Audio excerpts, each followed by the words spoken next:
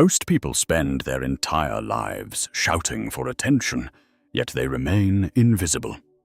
They over-explain, they overshare, and they beg for a seat at tables where they aren't even wanted.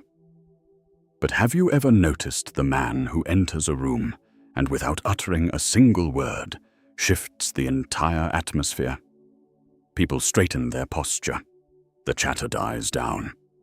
Attention isn't given to him. It is pulled toward him. This isn't luck. It's a psychological frequency.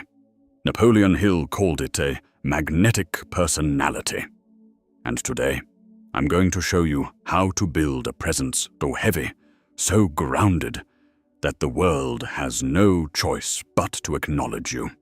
Before we dive into the blueprint of self-command, we need to set the mental foundation. If you are ready to stop being background noise in your own life, I want you to go down to the comments right now and type, "I am unignorable." Write it, seal it, and let's begin. The greatest mistake you are currently making isn't in what you say or how you dress. It's in the invisible signal you are broadcasting before you even open your mouth. Have you ever felt that hollow sensation in your chest when you walk into a crowded room and realize that, to everyone there, you are essentially a ghost? You stand there, shifting your weight from foot to foot, perhaps checking your phone to look busy, hoping someone will notice you, yet fearing they actually might. I've been in that exact spot, feeling the weight of my own invisibility, wondering why some men seem to be carved out of granite, while I felt like a shadow. The truth I discovered, and the truth Napoleon Hill spent 20 years codifying, is that presence is not a social skill. It is a physical frequency. It is what Hill called the vibration of purpose, and if yours is weak, no amount of expensive clothing or rehearsed lines can save you. Think about the last time you saw a predator in the wild, or even a high-level athlete entering an arena.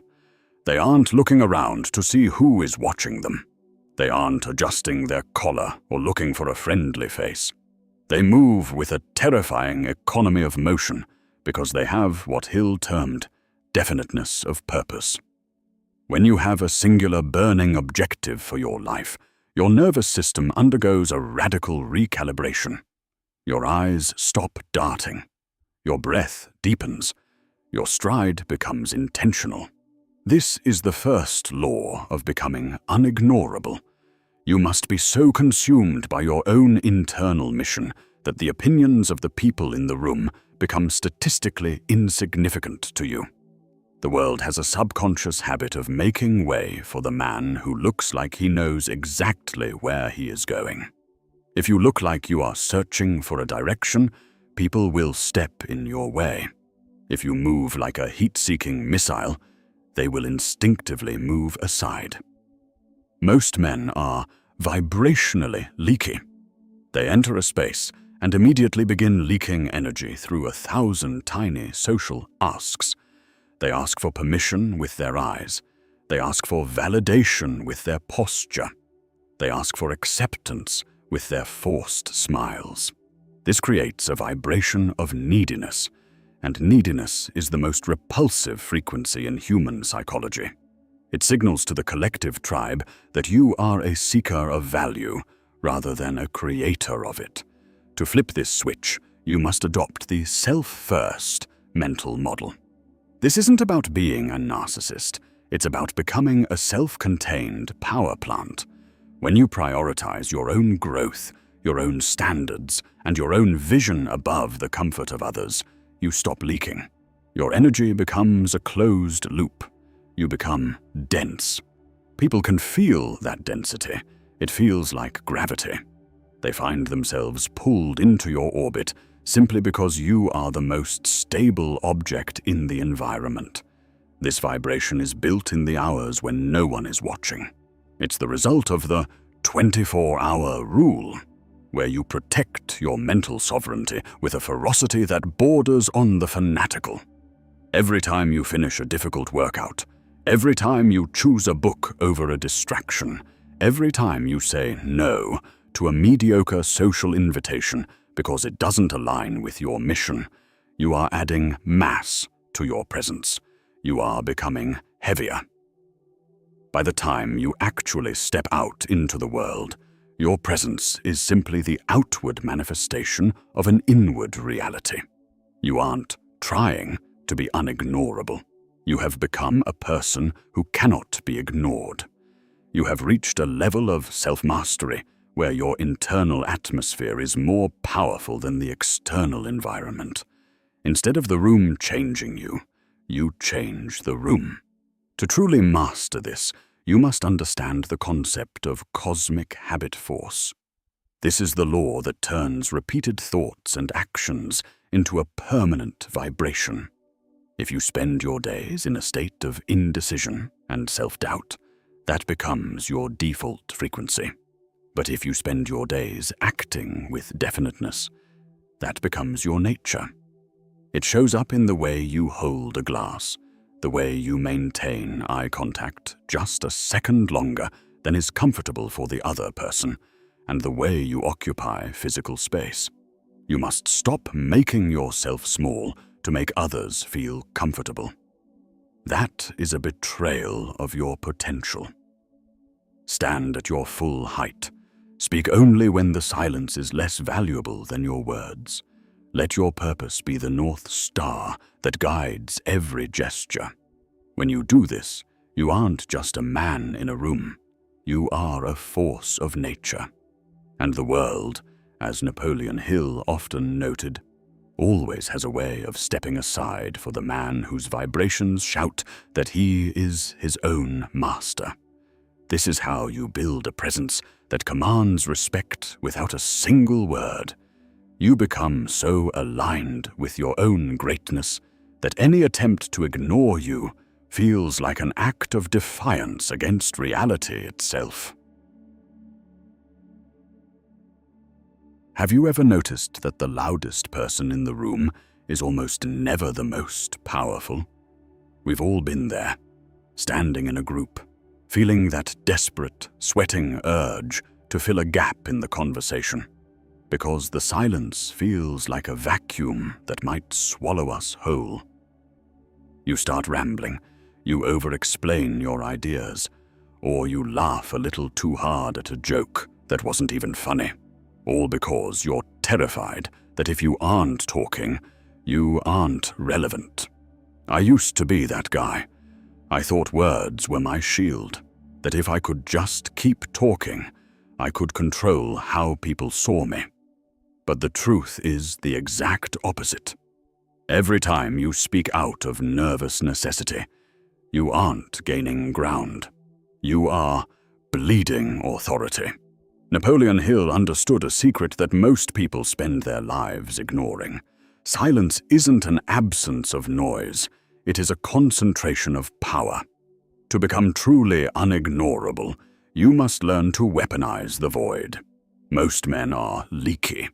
They have no internal container, so their thoughts, insecurities, and intentions just spill out of them at the slightest pressure. When someone asks them a question, they rush to answer within a millisecond because they are afraid of the tension that silence creates. But tension is exactly where respect is born. When you master controlled silence, you are essentially telling the world that you are comfortable in the discomfort. You are signaling that your internal state is not dictated by the social expectations of others. This is the hallmark of the self-mastered man. While everyone else is frantically trying to prove their worth through speech, you are sitting back, absorbing information, and maintaining an impenetrable perimeter. You become a black hole of attention. You take everything in, but you give nothing away for free. This creates a psychological gravity that forces people to lean toward you, desperate to know what is happening behind those eyes. Think of silence as the mastermind of your physical presence. When you refuse to fill a silence, you create a vacuum. and human nature abhors a vacuum. If you stay quiet after someone finishes speaking, they will almost always keep talking. They will start to justify themselves, they will reveal their hidden motives, and they will eventually hand you the keys to the interaction. By doing nothing, you have gained everything. This is the discipline of the steel mind. You are no longer a reactionary person responding to every poke and prod of the social environment. You are a sovereign observer. This kind of silence isn't cold or shy. It is heavy. It's the silence of a judge, not a victim. It communicates that your words are high-value assets that are not distributed lightly. When you finally do speak, your words land with the weight of a sledgehammer because they haven't been diluted by an hour of meaningless chatter. Hill often spoke about the magnetic personality. And nothing is more magnetic than a man who can look another person in the eye without feeling the need to blink or break the quiet. This is where the personal connection with your own power is forged. When you sit in silence, you are forced to confront yourself. Most people talk because they are afraid of what they'll hear if their mind goes quiet. If you can master that internal silence, the external version becomes easy. You start to move with a calculated stillness. You don't fidget with your phone, you don't adjust your clothes, and you don't nod like a bobblehead to show you're listening. You simply exist, rooted in your own space. This stillness is terrifying to those who lack self-control. They will look at you and see a man who cannot be manipulated, because if they can't trigger a reaction out of you, they can't find your handle. To build this presence, you have to embrace the self-first philosophy of communication. You are not there to entertain the room. You are not there to make sure everyone feels comfortable at the expense of your own dignity. You are there to observe, to evaluate, and to decide if the environment is even worthy of your engagement. This shift in perspective changes your vibration entirely. You go from being a beggar for attention to a distributor of it. When you give someone your silent, undivided focus, it is a compliment more powerful than any flattery. And when you withdraw that focus, the loss is felt. This is how you command respect without saying a word. You make your presence a scarce resource. You are standing on the shoulders of the greats, who knew that power is never loud. It is felt. It's in the pause before you answer a high-stakes question. It's in the way you walk through a door and look at the room before choosing where to stand. It's in the refusal to explain yourself to people who don't matter. It's in the refusal to explain yourself to people who don't matter. This is the discipline that separates the leaders from the followers. Most people think that to be influential, you have to be the loudest cheerleader in the room, radiating a frantic, artificial energy just to keep people interested. But have you ever been around someone who didn't say much, didn't move much, and yet felt like the most electric presence in the building? It's a strange, magnetic hum, a glow that seems to emanate from their very skin. I spent years trying to fake that energy, drinking the positive thinking Kool-Aid and forcing a smile until my face ached, only to realize that I was actually pushing people away. I was broadcasting a high-energy signal that was actually a mask for deep-seated insecurity. It wasn't until I looked into the deeper, more esoteric works of Napoleon Hill that I realized the truth. Real enthusiasm isn't something you do for others. It is a byproduct of what you have done for yourself. It is the enthusiasm of the self, and it is the most contagious, unignorable force in human nature. This isn't the bubbly, superficial enthusiasm of a salesman. This is a deep, subterranean fire that Hill identified as a core pillar of the magnetic personality. It comes from a radical, almost cold commitment to your own potential. When you finally stop looking at the world as a place where you need to fit in, and start looking at it as a place where you are the primary architect of your own soul, something in your chemistry changes. You develop what I call the vibration of the self-sufficient. Most people are walking around with a deficit mindset. They are starving for attention, for money, for love, for a reason to feel important. Because they are starving, they radiate a vibration of lack. But when you apply the self-first rule, when you master your health, sharpen your intellect, and build your wealth with a singular, burning definiteness, you become full. You become a man who is emotionally and spiritually well-fed. And in a world of starving people, the man who is full is a king. Imagine the sheer power of a man who truly needs nothing from the people standing in front of him. When you enter a room with the enthusiasm of the self, you aren't looking for a yes. You aren't looking for a handshake to tell you you're worthy. Your enthusiasm comes from the fact that you already won the day before you even left your house. It comes from the discipline of the 24-hour rule, from the knowledge that you have mastered your own mind and your own habits.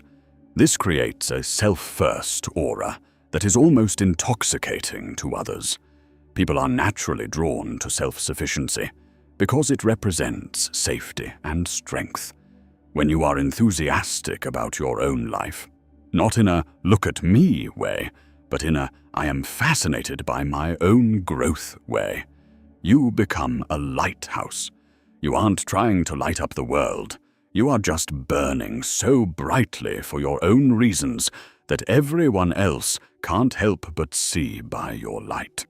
This is the secret behind the mastermind principle that Hill so famously documented. A mastermind is not just a group of people. It is the harmonization of energies toward a single purpose. But you cannot harmonize with others until you have harmonized with yourself. The enthusiasm of the self is the sound of a man whose internal gears are finally clicking into place. It's the feeling of a mind of steel that has been forged in the fire of self-discipline. When you prioritize your own mission above the social convenience of others, you stop being a leaky vessel. Your energy is no longer being drained by people-pleasing or social anxiety. Instead, it is being funneled into your definiteness of purpose. This focused energy is what people perceive as presence. It's why you can stand perfectly still without saying a word and still be the most interesting thing in the room. You are vibrating at a higher frequency because you are no longer at war with yourself.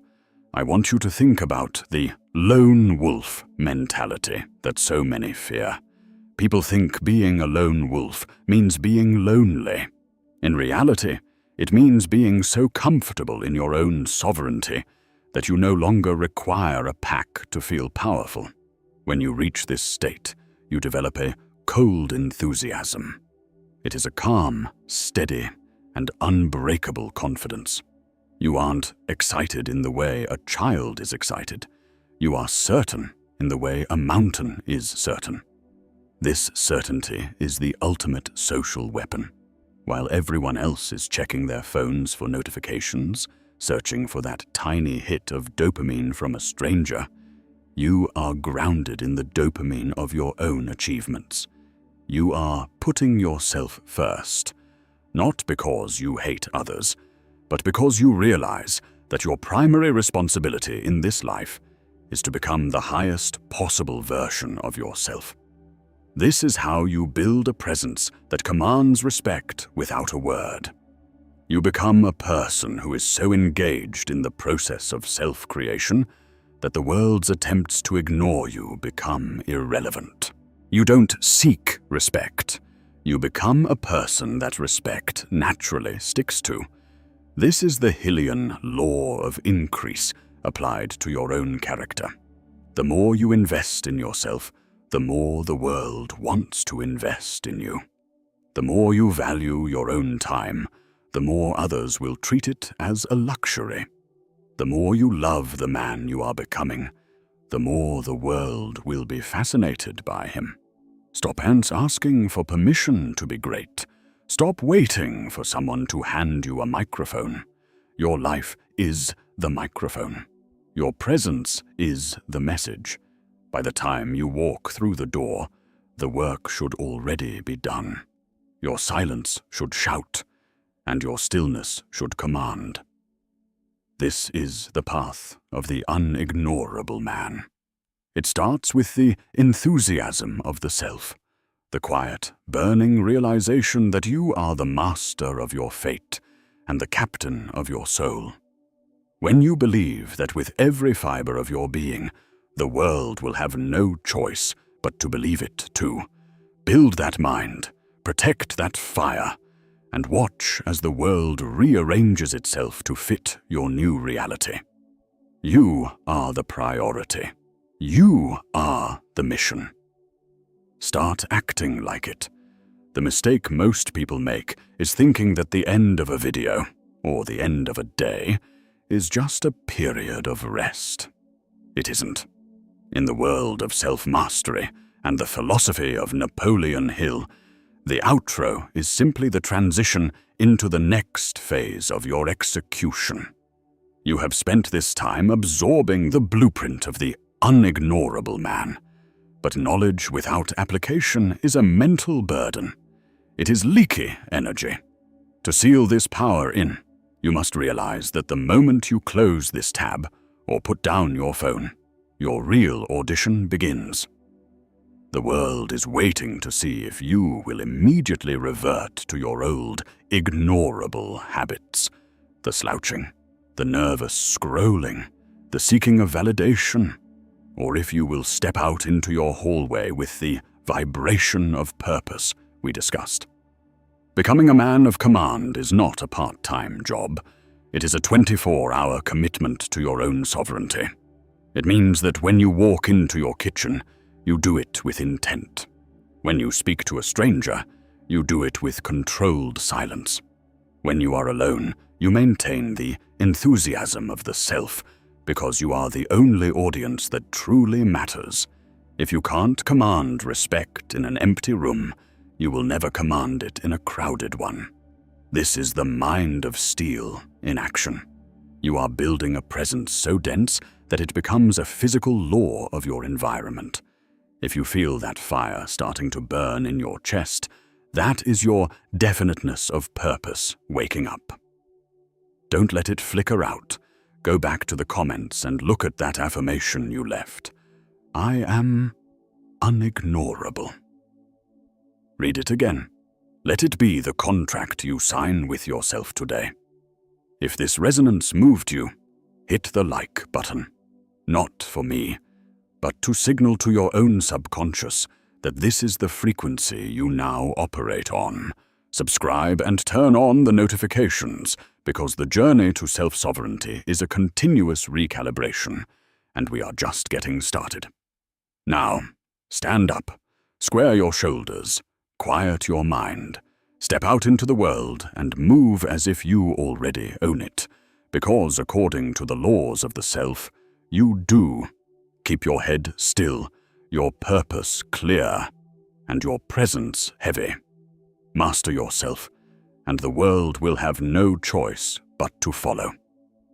I'll see you in the next one.